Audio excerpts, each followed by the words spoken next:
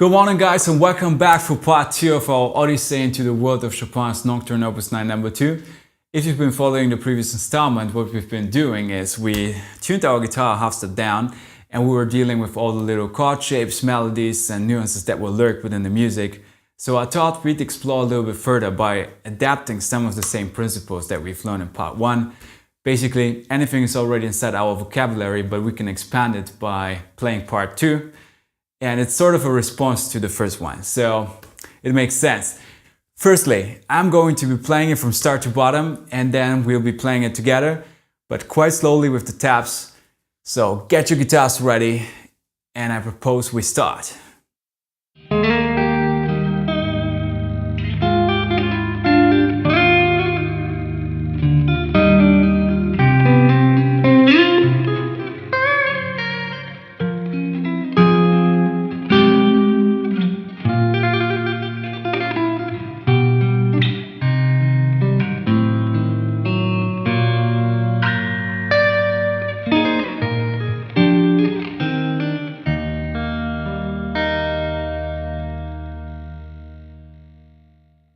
Now, this was a little bit fast to start with, but you get the idea.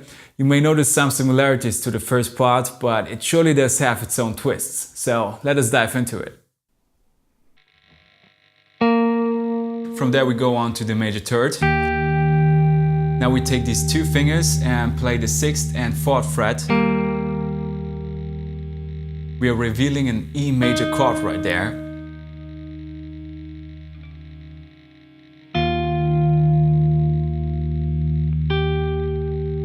We place our index finger as a beret on the 7th fret. Now we're kind of doing a hammer-on pull-off.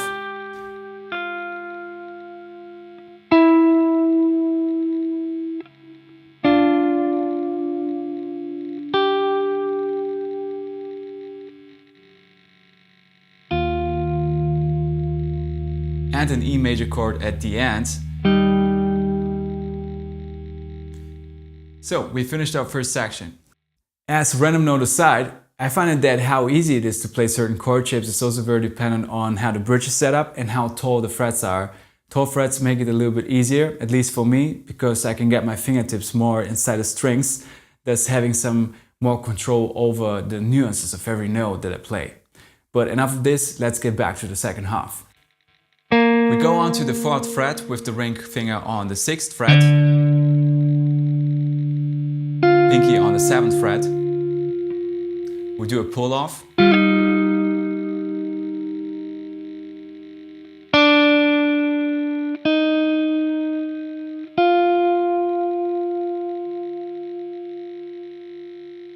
Go on to the 4th fret as a beret. From there we play a chromatic melody.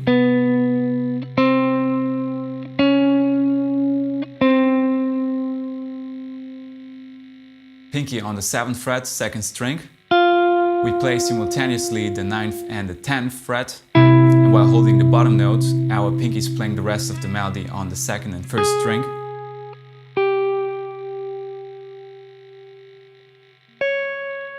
We play the first 3 strings, which is an F minor chord.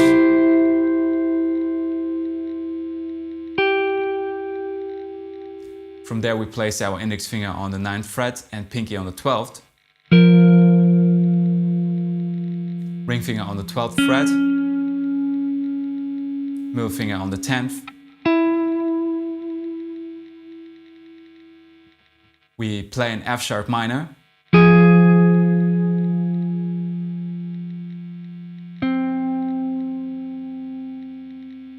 And from there we kind of reposition our hand into an A major 7.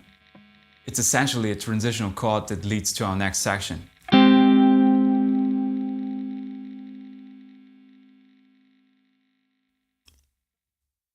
We're almost done with the second part. The outro sequence is almost the same as in the first one, but still slightly different. Let me show it to you. We place our index finger as a beret on the 7th fret, leading with the ring finger, and play a thriller. Pinky on the 10th fret and back to the 7th. From there we go to our C augmented chord, and it's basically the same as in part 1. Index finger on the 6th fret, ring finger on the 8th.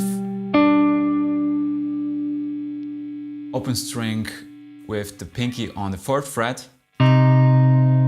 We develop this chord into a C sharp minor. From there we go on to a B flat minor. Middle finger on the 2nd fret, open 3rd string.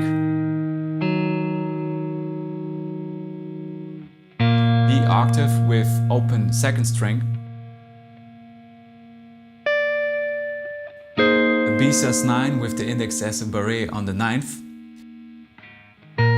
B octaves on the 7th fret.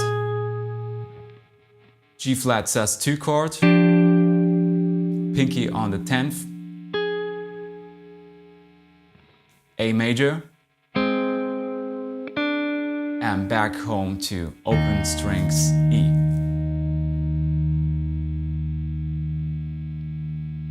We've made it through the second half. Thanks a lot for playing it with me. Usually when we learn a new piece of music, we tend to play it as fast as we can, me included, but counterintuitively I think the solution is to slow down a bit, because we have to learn the sound of each note. Every note in this tune has its unique character or has something special to bring to the harmonic backdrop over which we are playing. And internalizing that, it's essentially how we project our personality as a player instead of just switching notes on and off. But anyway, just have some fun. At the very end, we will be playing the whole thing, but before that, if you've enjoyed it, make sure to subscribe so you don't miss out on videos coming out every single week. Tabs are in the description box, and also just feel free to hit me up about any questions you might have in the comment section. I try to answer them for you, and I'll be back with more of this nonsense. Cheers!